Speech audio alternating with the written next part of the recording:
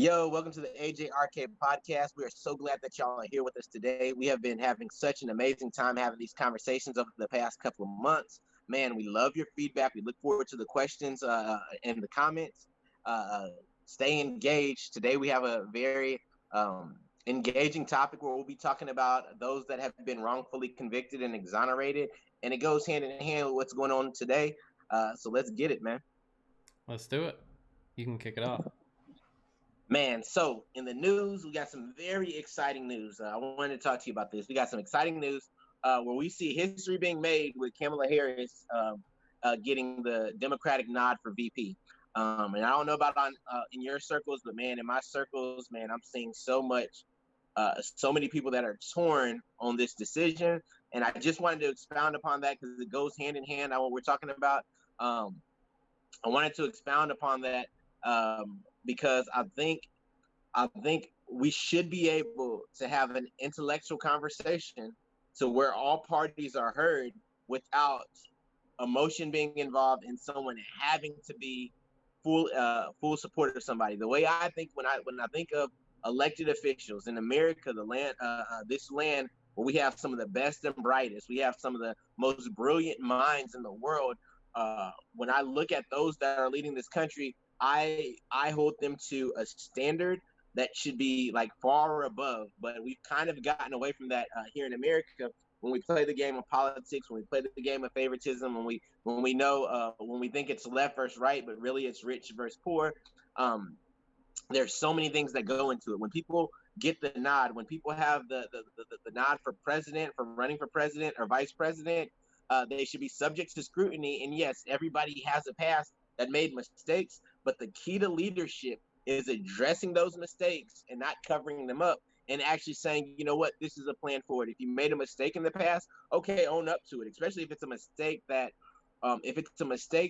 you know what I'm saying, you didn't take someone's life or something crazy like that. Own up to your mistake. Even if you did, I'm saying own up to your mistake and let's talk about it, because we don't want to, every single American, every single individual that listens, their vote matters. Their vote is important. Your vote has weight. When we recognize our vote has weight, then we don't have to choose the lesser of two evils. And it seems like this is what this election is about. So I'll address why many. So we're seeing Black Americans being upset because they're torn. You know, I like Kamala Harris. I'm excited about Kamala Harris. I don't like her X, Y, and Z. I don't like this Democratic ticket. Anybody but Trump. We're seeing all kind of things. That's the majority. A good.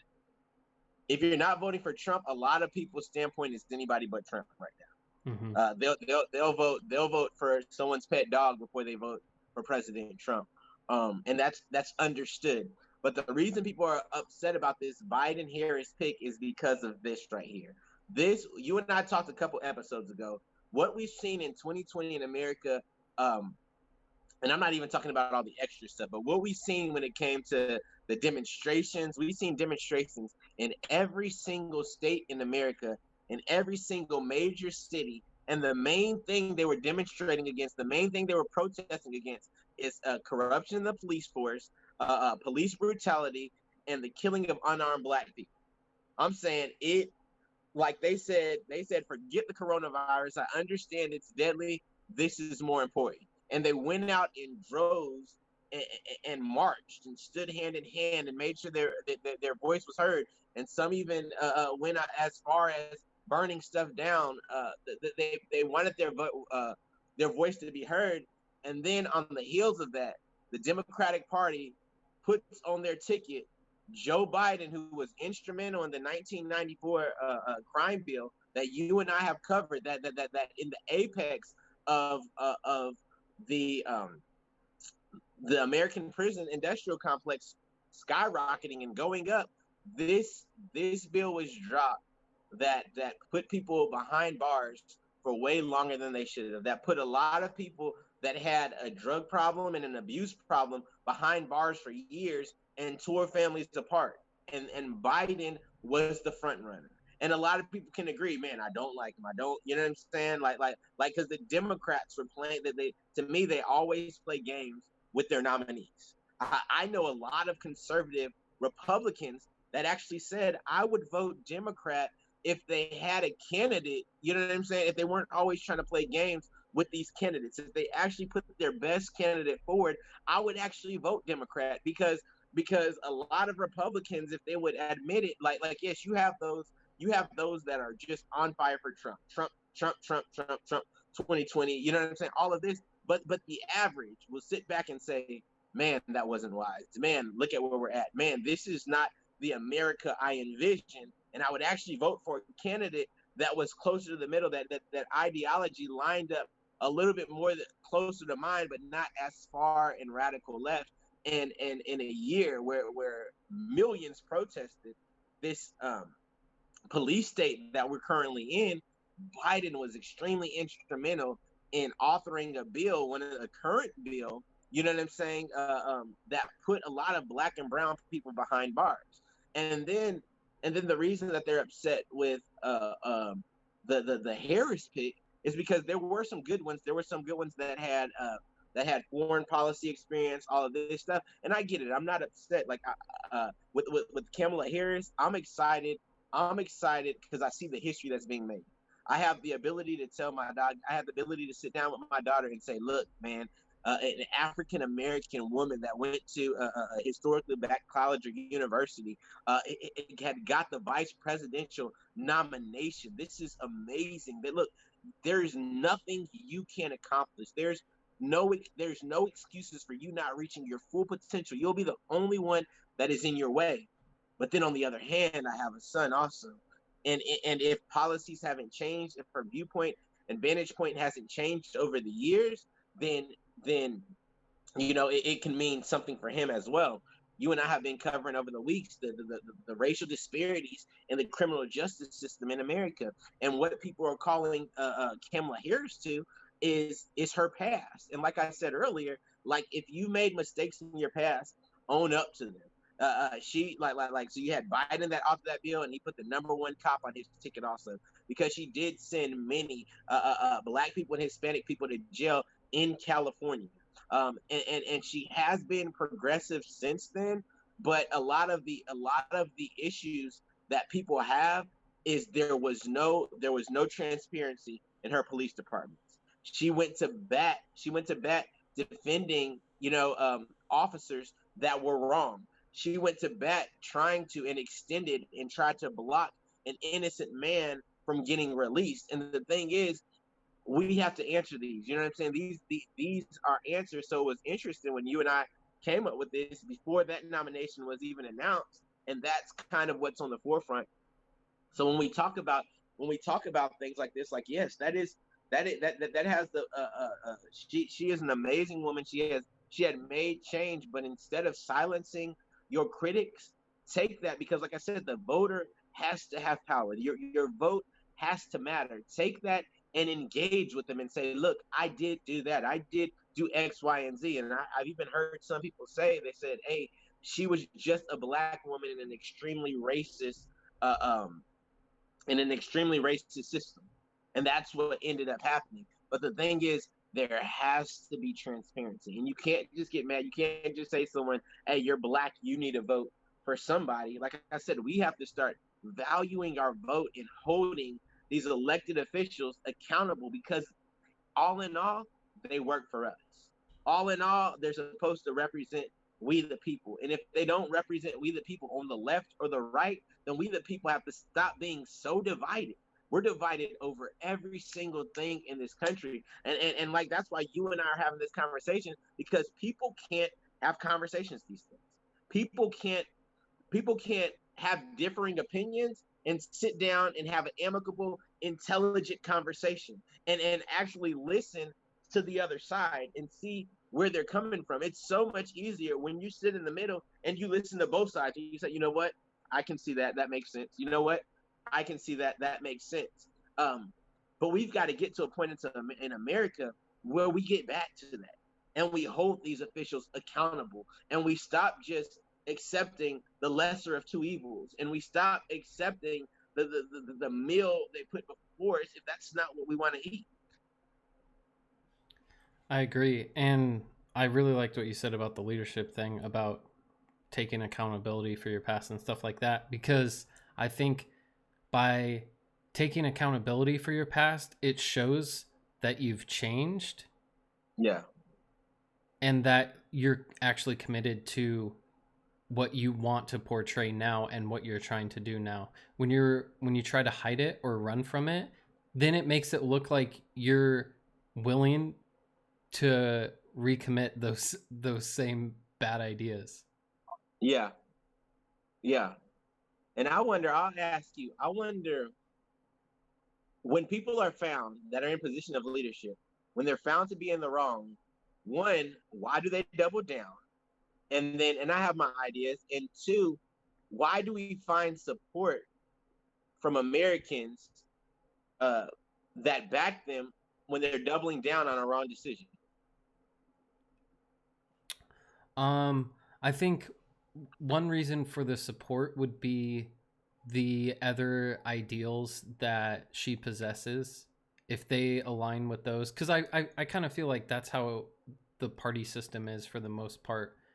Yeah. I don't think anybody, or I would say a majority of people, if they're Republican or if they're Democrat, don't align with every single one of the ideals in that party, but they align with the ones that are most important to them. So they're willing to always back that person.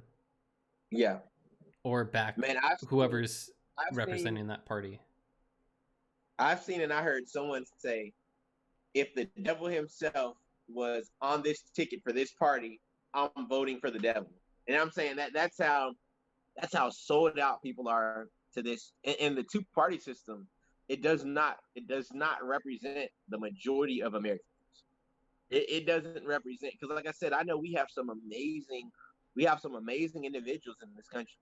You know what I'm saying? And when it boils down to it and they say, hey, you pick between A or B, that's not really a choice. You know what I'm saying? Mm-hmm. When A and B, you're like, well, what's the difference? What am I getting with A or B? And like you said, a lot of the times you do. What aligns most with my thoughts and my ideas? And we usually vote that way, even if we're voting against our own interests a lot of times. And like I said, I think those that are in positions of power know and understand this. They know and understand it. And like you said, when there's not truth and not ownership in us making mistakes and bringing it to the forefront, it's because we have an agenda, or we know that, man, if I admit to fumbling this right here, if I admit to fumbling this, then I might cause myself this nomination. It's a game of politics, and the crazy thing is we play the game with people's lives. Yeah. Well, and that's what go ahead. That's in the idea of politics and this presidential race and stuff like that. That's what kind of confuses me about a lot of the debates that they have. Because most of the time we know what their answer is going to be, and it's like they're not talking on the things that are going to be most important to them to implement when they're in office. They're talking on the things that are most important for the voters to hear. Yeah. Yep. And there's a difference in that, and it's frustrating when I feel like people don't recognize that. Like the things that they're saying that they stand for to get your vote, a lot of times is completely different than the actual things that they want to implement while they're in office. It's not that they're against those things. Like those things might align with their ideas, but it's like if prison reform or education reform, if those were the most important things in the public right now, that's what the presidents would be talking about. But that doesn't mean that because they're talking about it while they're running for president, that's what they're going to change. That's what they're going to change. That might not be that high on their agenda. Yeah, and that's why I'm like, my big thing is, do not silence the critic's voice, because their voice is extremely important. And the thing is, when we start singing the same song, when we start walking hand in hand, when we start demanding change, we will see change come forth. We'll see things like you and I talked, man. We said, man, it was amazing seeing all the people that came together, but the things that came out of it, I'm like, that mural is dope. You know what I'm saying? That's on the road, but I want to see real change. I want to see real reform. And I will say this, in the advocacy for Kamala Harris, I will say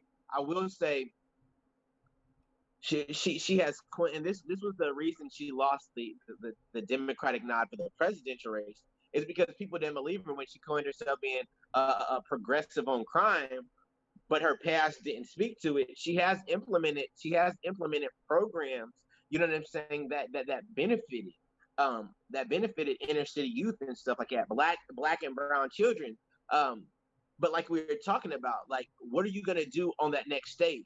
How is this? Was that something you did to get to that stage, or when you get to that next stage, you're actually going to put policy and procedures and things to where we see change that you and I have been talking about? Because the system does need a change, and it doesn't require us to turn a blind eye on the other side. You and I are talking about people that were wrongfully convicted in America. You and I were talking about before we recorded, and we're going to get into it because on the other side, we know and understand that Donald Trump took out a full-page ad in the New York Times, and he just broadcasted and placated and tore down the Central Park Five. Five young men, five Black and Latino men that were wrongfully convicted and accused of beating a jogger in Central Park, that were later exonerated, but spent time in jail because of the publicity that was received and the unbiased and unfair policing tactics that were used. You were mentioning a fact. Go ahead and mention the fact. Let's talk about the percentages you were given. You know what I'm saying, of those that actually take plea deals. And actually don't even see their day in court. Yeah. I don't know if I can find the exact percentage of the people. So it says that 95% of convictions come from guilty pleas, which doesn't mean necessarily that they always take plea deals, but a lot of times they are pleading guilty because there's mandatory minimums and stuff like that, especially for felonies or repeat offenders. There's mandatory minimums that they're facing. So then it's like, do I take the chance on being found guilty of something that I didn't do? Yeah. Or do I take this plea deal and maybe I get probation? Maybe I get 6 months in county jail and then probation for 1 to 5 years. But yeah, I'm free again. Or take the chance on facing a mandatory minimum. Who knows? I can't afford a lawyer. So who knows the public defender that I'm going to get? And then if I'm convicted, maybe I'm spending 5 to 15 years in prison for something that I didn't do. Yep. And that's the thing. The public defender is like, so if you and I had our way, if we looked at every single case for the countless men and women we have, not even in jail, that are going to jail, you know what I'm saying? And we had, instead of spending the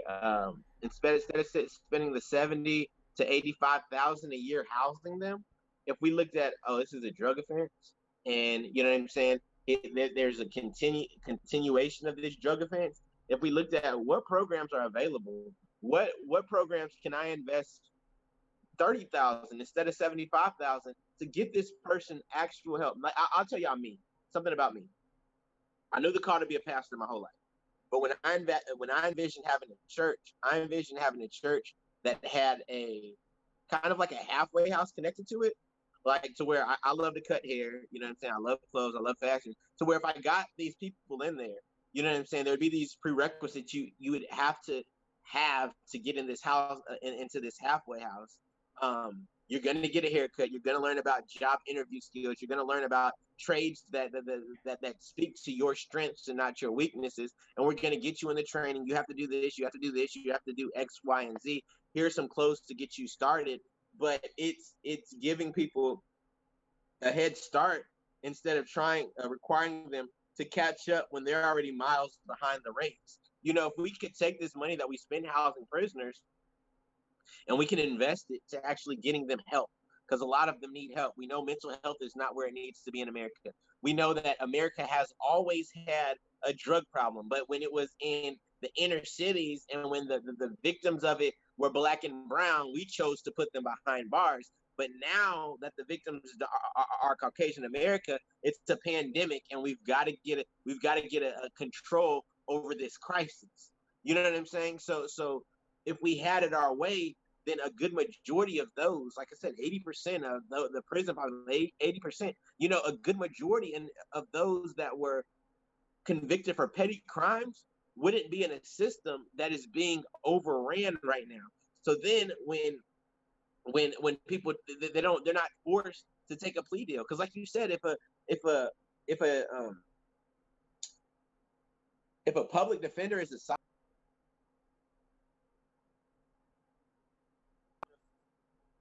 you can guarantee they don't know what really goes into your case, or the details of your case, or the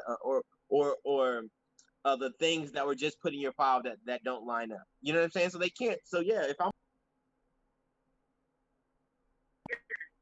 facing 5 to 10 years, of course I'm going to go ahead and take this plea deal because they're telling me I can get out in 1 to 2 years instead of going to jail for 10 years. So even if you're innocent, it makes sense in that case to go ahead and knock out this time and take this plea deal. And we see that over and over again. We see like we said, 97% of the cases never make it to a courtroom. So we sit there and say in our Constitution, you have your day in court. It's your right to have your day in court. You know what I'm saying? To be judged by a jury of your peers. But in the criminal justice system, we don't see that whatsoever. And like you said, those pleas are being taken. Those pleas are being made. And what you and I were talking about is when we're talking about those that were wrongfully convicted, we have a list. Now we'll mention a couple for y'all, but we have a list of so many people that were wrongfully convicted, and that the percentage, there's no definite percentage because of course everybody behind bars, everybody behind bars is gonna say I'm innocent, right? Everybody's gonna get, so we know and understand everybody's not innocent, but everybody's gonna say that, so we can't get a true percentage. But those that are eventually exonerated, from the time of trial, from the time of conviction to exoneration, on average is 13 years. It takes 13 years for that process to take place. It takes 13 years for the appeal process and all of these different avenues that they take for the person to be exonerated. And we have case after case after case where people spent 2 decades in jail. They spent, 35 years in jail.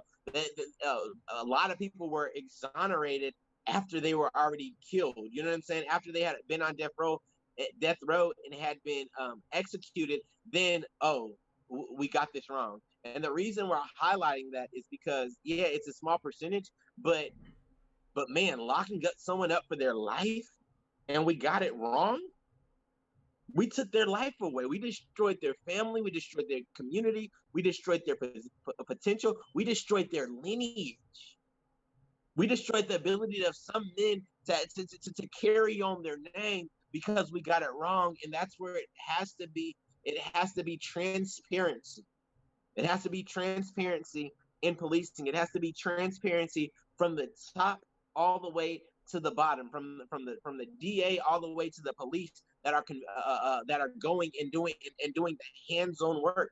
It has to be transparency because taking someone's life is not it. And we said that percentage is low, but most people don't even seek to get exonerated because they're like, you know what, I'd rather just do the time. And matter of fact, we were discussing that a lot of the initiative, the programs that are prisoners initiative that help them get out, that seek justice, a lot of them say you have to have at least 10 years left in your sentence because they understand how long the process takes place.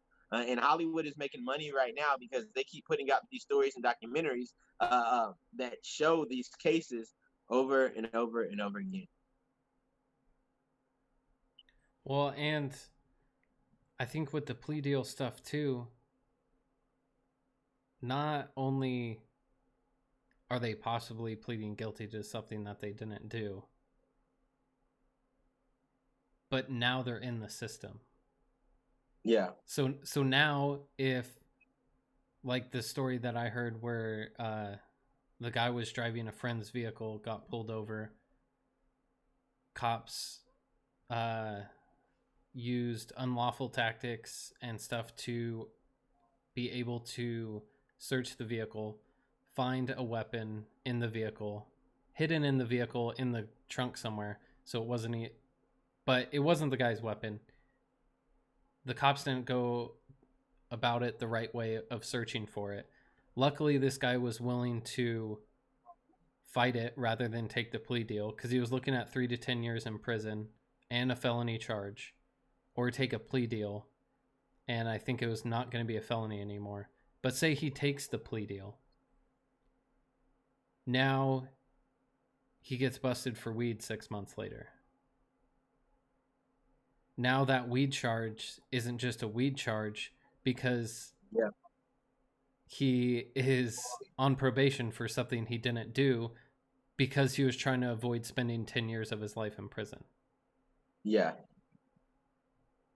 And that was the case in Dothan, wasn't it? This one, I can't remember where this one was.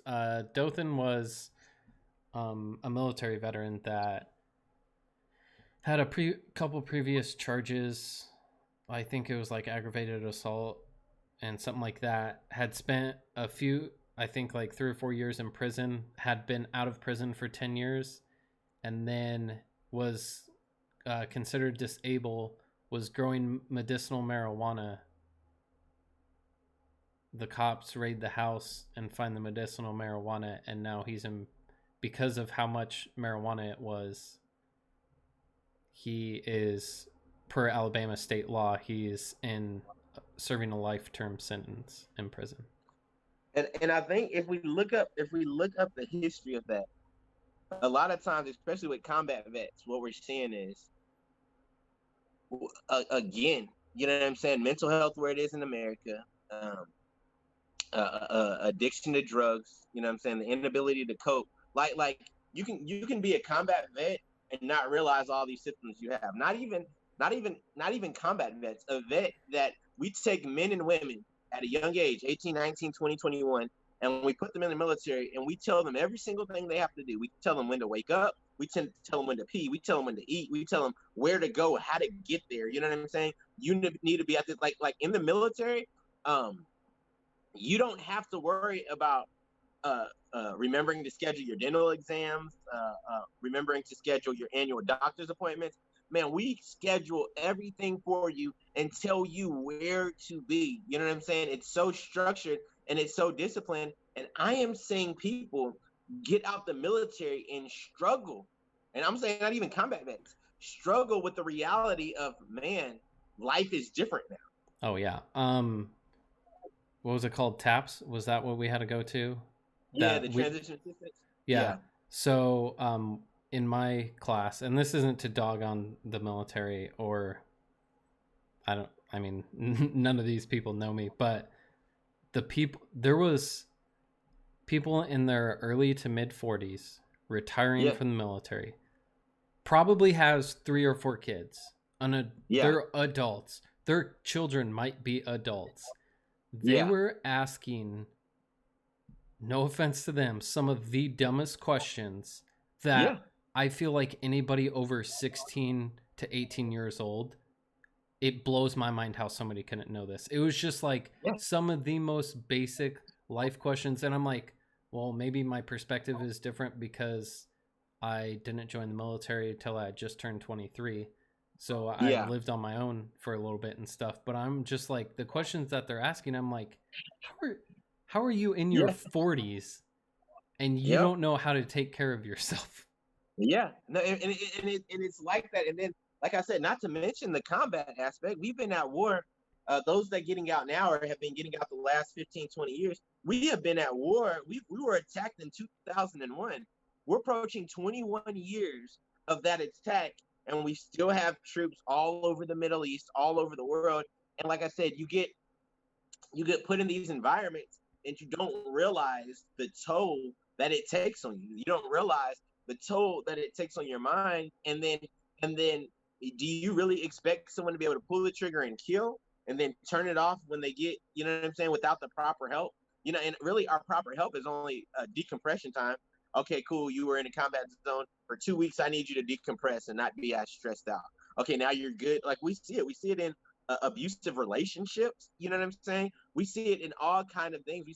We see relationships being torn apart. So that case in Dothan, I guarantee if you look up a lot of it, we would see something on the mental health aspect, the mental health side. And now for medicinal marijuana, this man is spending a good majority of his life behind bars. And then we go all the way up north to the same state. We go to Birmingham, and this was big this year.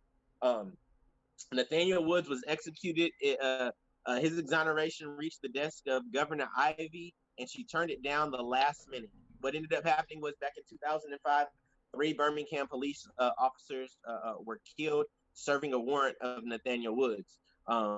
When they went in, they had him on the ground. He was getting pepper sprayed. Um, and someone that actually he was executed already got up, woke up, seen his friend getting pepper sprayed, seen a gun in his face, and opened up fire.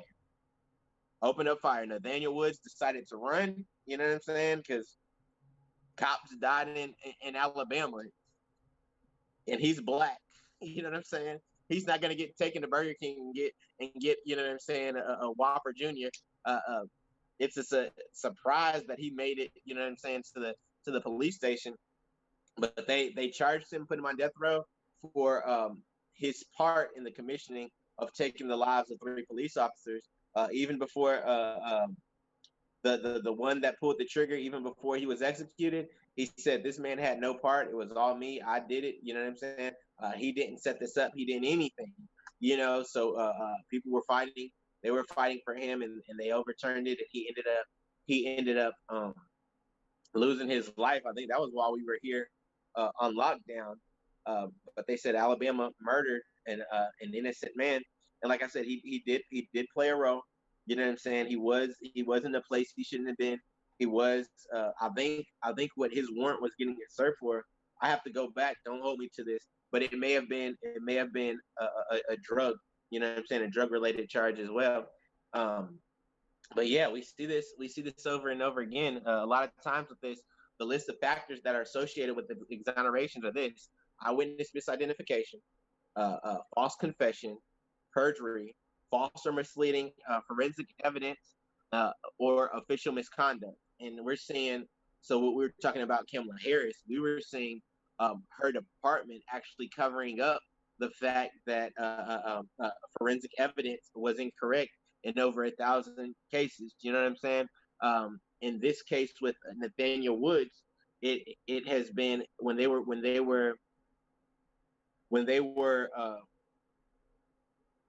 researching and doing the looking up the reasons why they should be overturned. They had 2 witnesses that were found to have been being pressured by the police.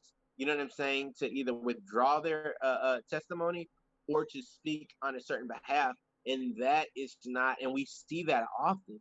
We see people behind the police box, and they have the ability to say anything they want. They have the ability to lie, to do whatever, to get a confession or anything. But that's not doing your job. That's not taking everything that's there and taking the truth and making sure the truth it comes out. Not just the conviction, but making sure we have the right person that is serving time for these heinous acts, these heinous crimes that are being committed. So, and then with eyewitness misidentification, we see that so often when with 80% of those that were wrongfully convicted, it was because of mistaken eyewitness account. And they lean so heavily on these eyewitness accounts. And then for out of those 80%, 2/3 of the defendants were found to be black. So we joke around and say, you know, all black people look alike, all Asian people look alike, all white people look alike. Well, there's truth in that. Not that they look alike, but the way our bias is set up, it's hard for us to differentiate small features, and it's easy for us to say, okay, yeah, that was it. You know what I'm saying? We see the lineup all the time. Black male between 5'8" and 6'3". Like, dang, you know what I'm saying? That's a weird lineup right there. Well, that's probably half the black adult males in the country, at least, pretty much are between those heights. Yeah, pretty much. And in those 80% of exonerations, 70 and 2/3 with them being black, 72% of the victims were white victims that misidentified a black suspect. And we see this bias and discrimination continue to play out in roles of criminal prosecution, rape prosecution. We see this over and over and over again.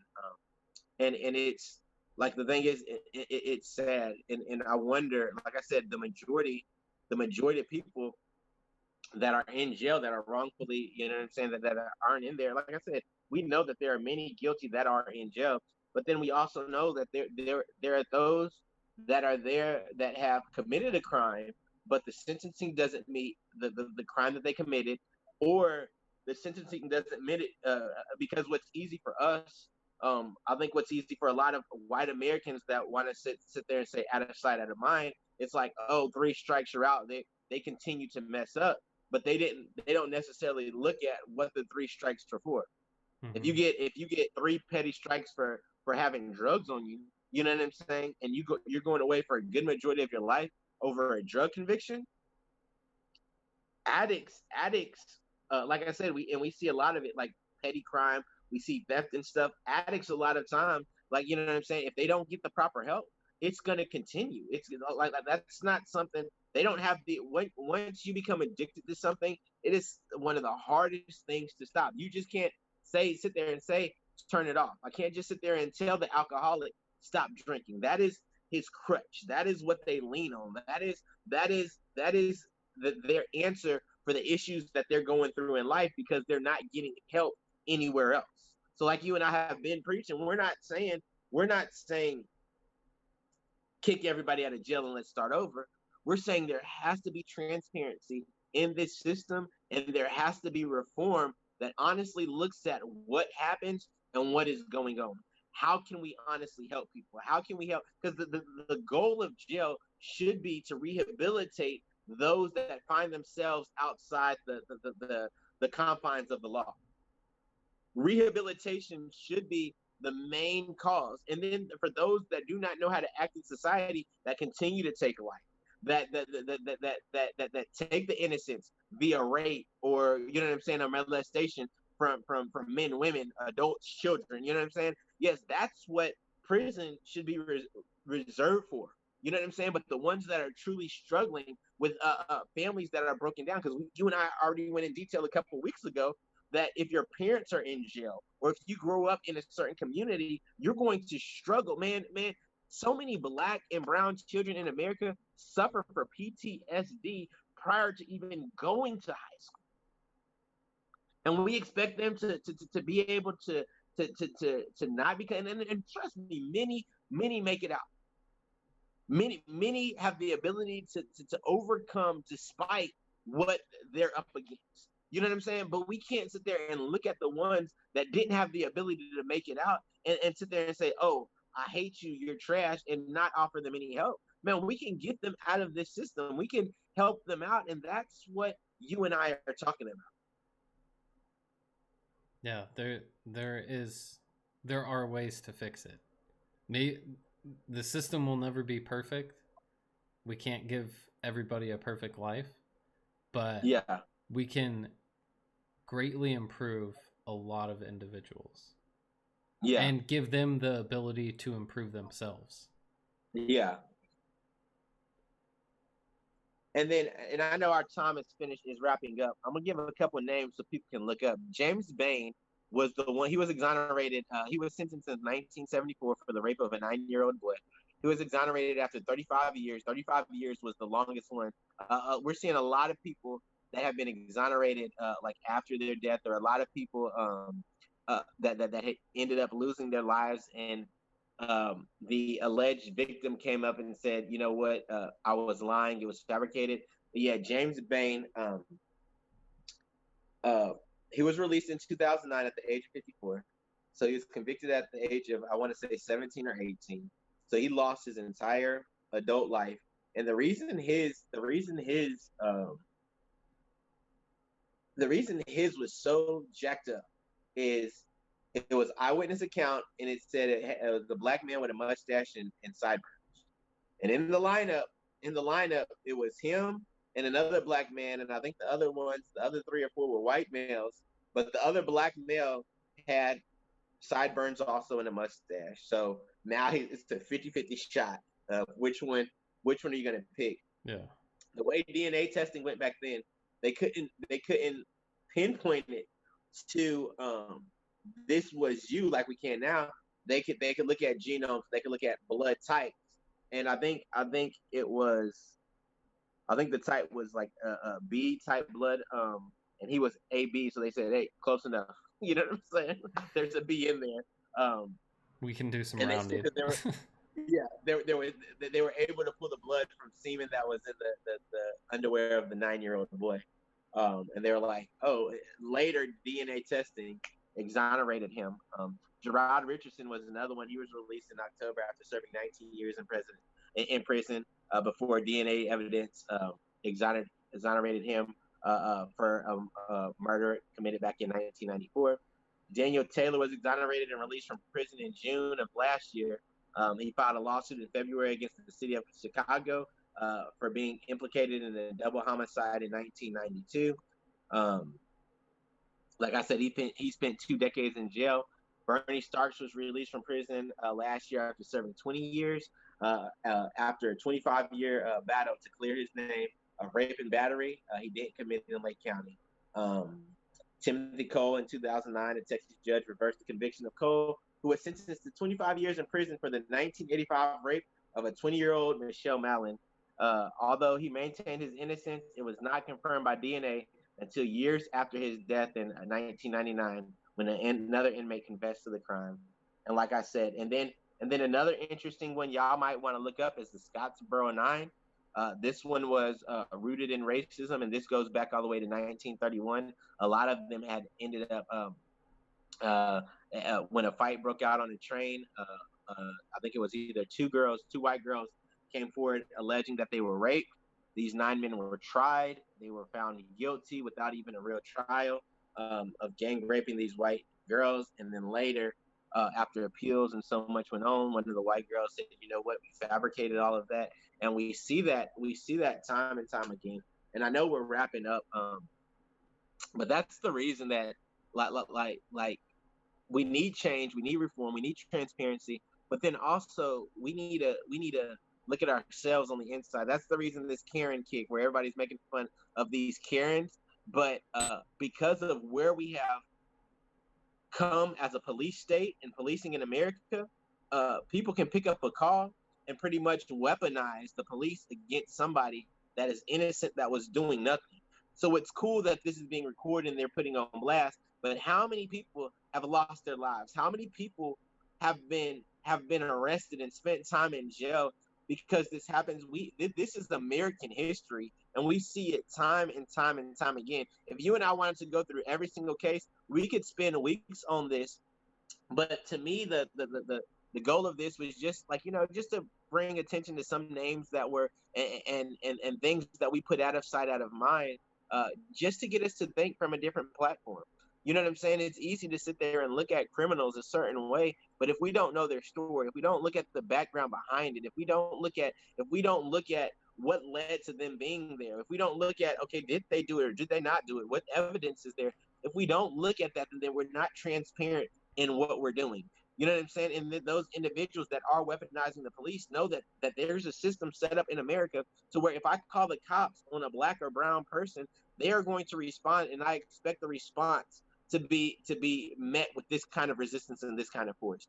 And that needs to change. That's what reform would bring about. And like I said, I like the change that Kamala Harris has made. I will say that I like the changes that she has made. But when there is transparency there, then that's when we see a true change happening. When there's transparency and when we own up to mistakes. John C. Maxwell said, it is impossible to get from failure. It's impossible to get from excuses to success, but I can help somebody get from failure to success. So if we admit we failed and then say, hey, where did we fail? How can we turn this around? How can us on the left and right, how can we come together and say, look, this is wrong. This is what we want the America we want to represent. This is what we want future America to look like. we can see change if we really want to see change. And that wraps up with my final thoughts also. My final thoughts are just going to kind of piggyback on yours from last week, but kind of the flip side of it. And just make sure you're reaching out, having those conversations with others. Not speaking so much on your mental health, but the mental health of your friends and your family and stuff like that. Because it's so easy, especially, I'm sure you're in the same position. Like, so many of my closest friends and family, none of them live here. So yeah, it's easy to go a month or two without talking to one of my brothers or talking to my sister or talking to some of my best friends and stuff like that. It's so easy to let a couple months slip by. And with all that's going on in the world right now, you don't know, how hard of a time they might be having. definitely. And this day and age with technology and everything like that, you can easily have a quick text conversation or a quick phone call, FaceTime, whatever. And that might be the little boost that they needed. Or, definitely. or just the support that they needed to know, oh, somebody is looking out for me. Definitely. That, like, there's such small things that can make big differences, and that kind of goes into everything that we've been talking about. Obviously, you can't just immediately change everything, but there can be small changes that are progressively made that are going to change this country so much for the better. Definitely.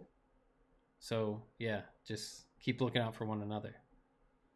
Man, awesome way to wrap it up. With that said, man, y'all are amazing. Keep the conversations going. I pray that y'all are reaching out, talking to each other, like my brother said, man. Reach out and just check on one another. But let's have these conversations. And if you're not registered to vote, register to vote. We'll see you next week. We love y'all checking in with us. Be blessed.